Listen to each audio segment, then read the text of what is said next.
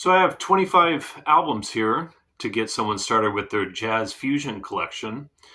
Jazz fusion is a really exciting time in jazz history.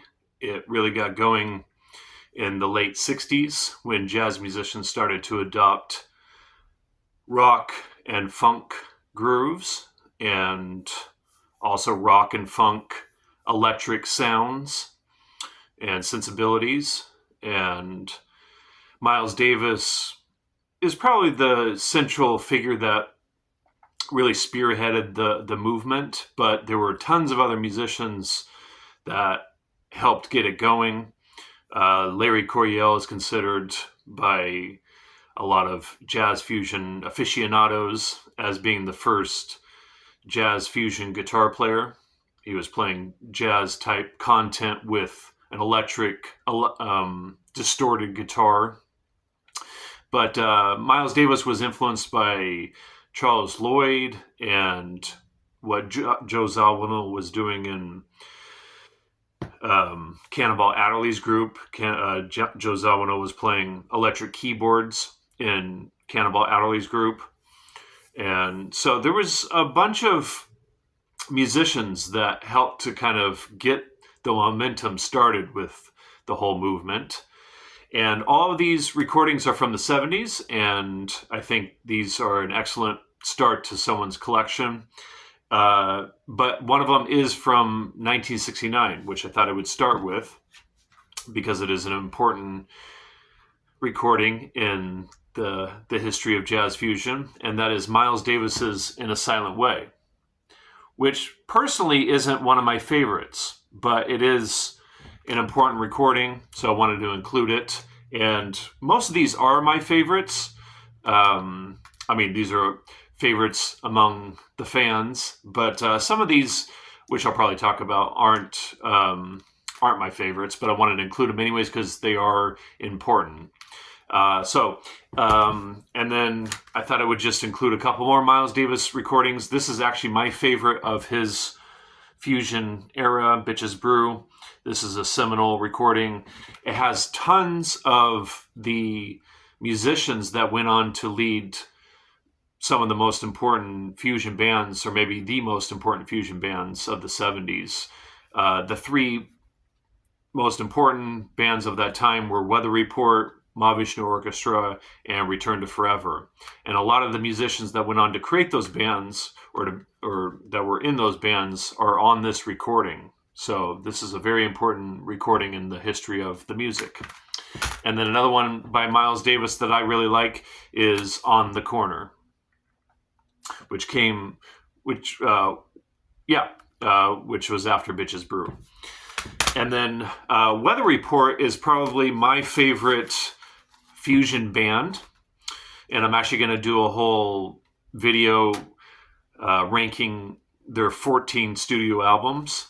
So we'll save that for in the near future. But for now, here's my top three favorite Weather Report albums. So I guess I'm giving it away what's going to happen in that top or the ranking of their albums video. But this is my favorite Weather Report record, Heavy Weather.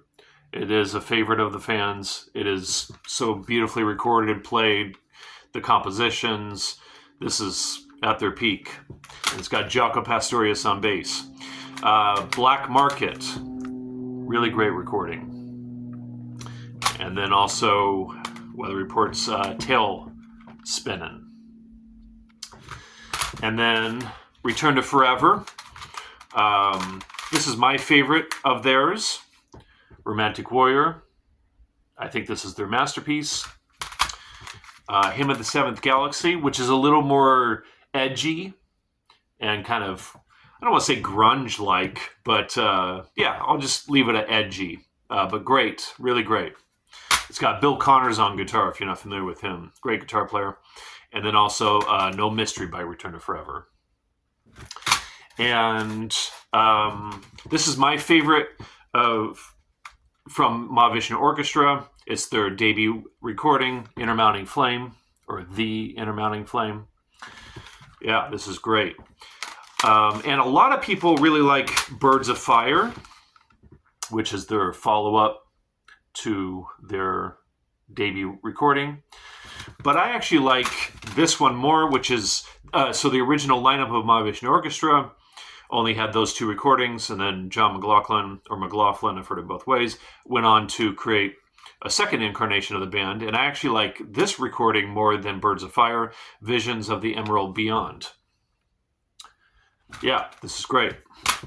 And then this would have been one of the most important fusion bands of the time, but they just didn't last very long. But Tony Williams' Lifetime, that group, and this recording, Believe It, is in my top 5 fusion recordings. This is Burnin' Fusion. It's got Alan Holdsworth on guitar, and so this is fantastic. And this is so great. This is the Brecker brothers, so Randy Brecker and Michael Brecker. A lot of people think that Michael Brecker is the most important tenor saxophonist after John Coltrane, and I would have to agree with that. But he put together this band with his brother Randy Brecker on trumpet, and so really funky stuff, very funky. And then Larry Coryell, who I mentioned, had this fusion band that he put together called the 11th House, and this is my favorite of theirs. Level 1. Yeah, this is really cool. Really cool. Yeah, this is one of my favorites. And then Herbie Hancock, who played a lot with Miles Davis, created his own fusion bands, and this recording, Headhunters. Yeah, very important fusion recording. Really funky, for those that aren't familiar with this. Very funky. And then I mentioned Jaco Pastorius, who was in Weather Report. He has a solo album that's just self-titled, Jaco Pastorius. And then Bill Bruford, the drummer, he was in Yes and other groups. He put together this fusion band, and it's got Alan Holdsworth on guitar again. And so this record, one of a kind. And then a group that Phil Collins, the drummer, put together. Some might not be familiar with the fact that Phil Collins played fusion in the past, and this is the band that he put together, Brand X, and this is their debut recording, Unorthodox Behavior. This is my favorite of theirs. And then the violinist Jean-Luc Ponty had his own fusion groups, and this one has, once again, Alan Holdsworth on it, and Enigmatic Ocean. And then Jeff Beck's Wired. This is one of my favorite Jeff Beck recordings. Really great. And then in those main fusion bands, some of the musicians went on, or actually while they were recording with those bands they were in, they also had solo albums, and one of them is Elegant Gypsy by Al Di Meola, and Al Di Meola was in Return to Forever. This is considered one of his better solo recordings. And then Billy Cobham, after Mahavishnu Orchestra broke up, he went on to do his own fusion bands, and this record by him called Spectrum. And then Stanley Clarke, who was in Return to Forever, his record that's just self-titled. This is fantastic. This has got Tony Williams on drums, Jan Hammer on keyboards. Jan Hammer was in Mahavishnu Orchestra, and Bill Connors on guitar, who was in that one Return to Forever album. So this is really great. All of these are great. I wouldn't recommend them if I didn't think they were great. And then Lenny White, who was in Return to Forever, this record by him called Venusian Summer. Not positive about the pronunciation of that. Venusian. Anyways, this record by Lenny White. Yeah, really cool stuff. Lots of rock, like I said, grooves, funk grooves.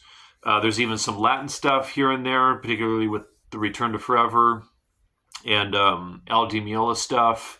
And so just a lot of straight grooves played by jazz musicians with a lot of improvising. And so really great period in jazz. And it's such a treasure to dive into these recordings. All right. Hope that was helpful.